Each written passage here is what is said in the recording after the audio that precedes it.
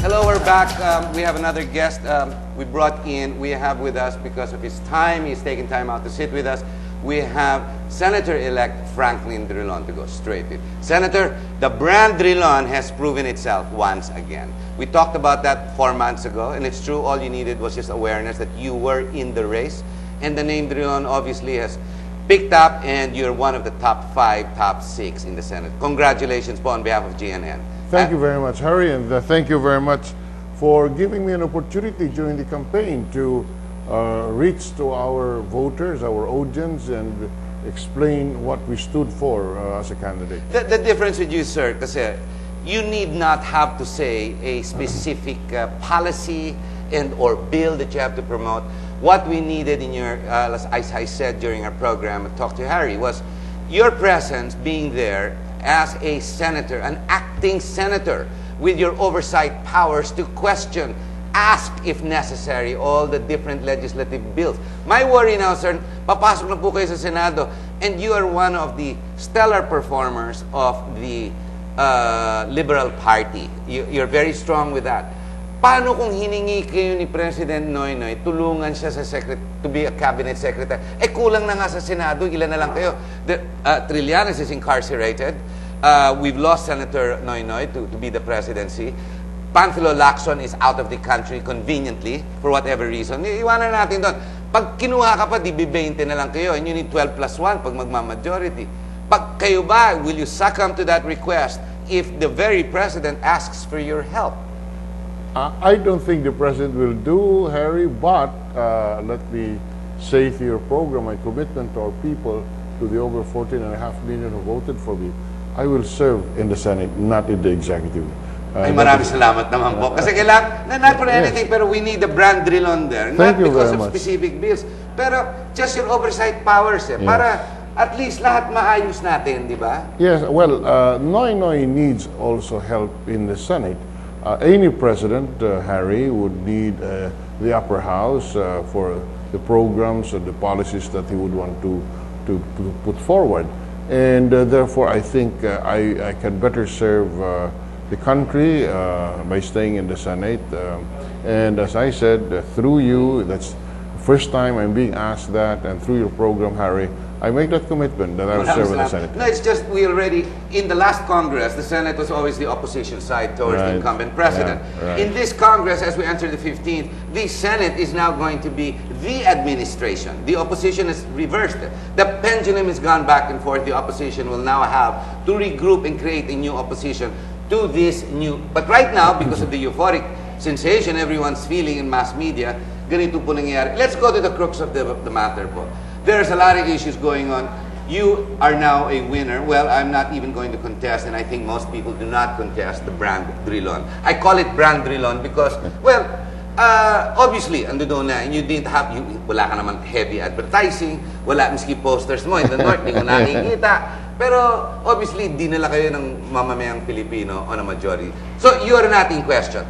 I'd like to go to the issues raging here in GNN, basically, on the competency of the Smartmatic machines, because we have these issues now ongoing with Vice President Rojas.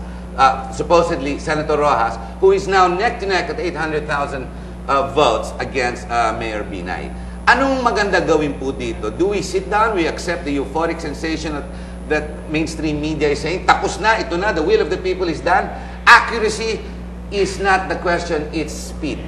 Or do we accept the accuracy together with the speed? I think we accept the accuracy, and you know, the difficult. I heard your previous guest.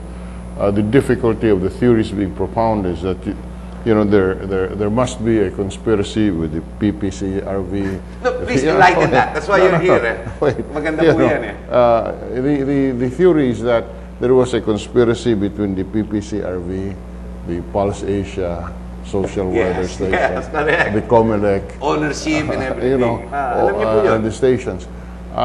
Because all of this would have to conspire in order to come up with what you call the acceptance of the results of the election.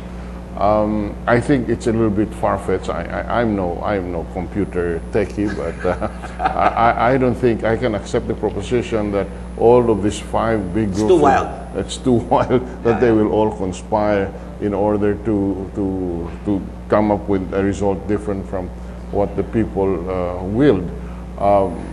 In fairness, on the speed, for example, the transmission, at this point, 89.9, almost 90%, first time in our history, and it has prevented a lot of fraud. There are still some glitches, but by and large, I think it is accepted as a clean and honest election. Now, there is some question as to the number of voters disenfranchised. I was disenfranchised. You see, principally because of the clustering of the precincts. 600 voters, at least 600,000 voters per cluster.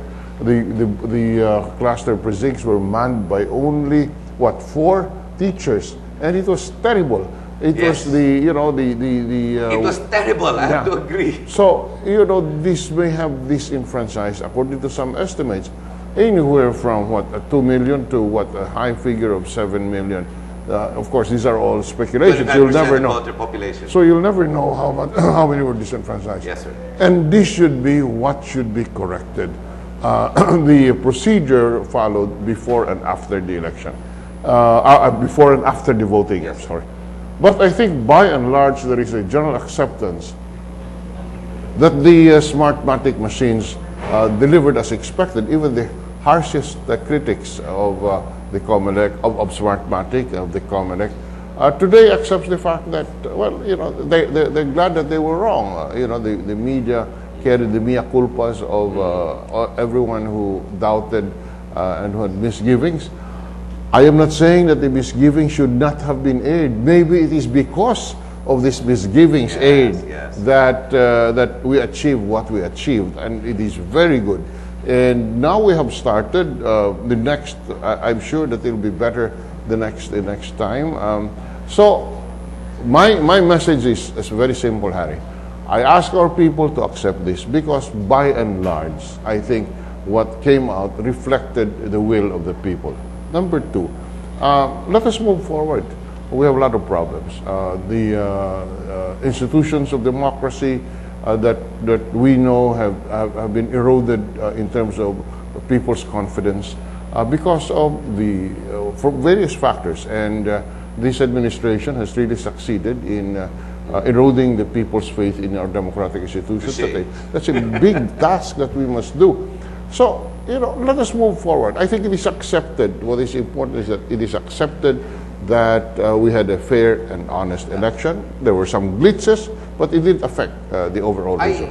The issues, Senator, while it is wildly popular, and I agree, I think most 99.999% that Senator Aquino is the really truly mandate of the people, there are other issues coming to point, and of course, as it's being placed, the people, the naysayers, and those who are challenging the system are those who have lost. And why not? But why not? Now, the question is, why is it the COMELEC, the PPCRB, are not putting these machines that we went through, that provided us, that gave us the accuracy, the euphoric sensation we're now feeling, why can't we put it to a third-party competency check?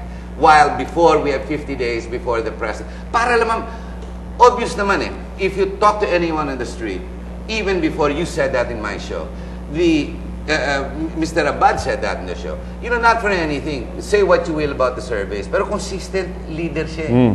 Now, the upset really is, it's still, everyone's still at awe why Rojas has not won, because he too was the survey lead. It was 80% at one point and everybody at 20. At a certain point. At a certain point, there was already a tie, a statistical tie. The last 2 weeks. And that statistical tie is now reflected in the results, because you're talking, you're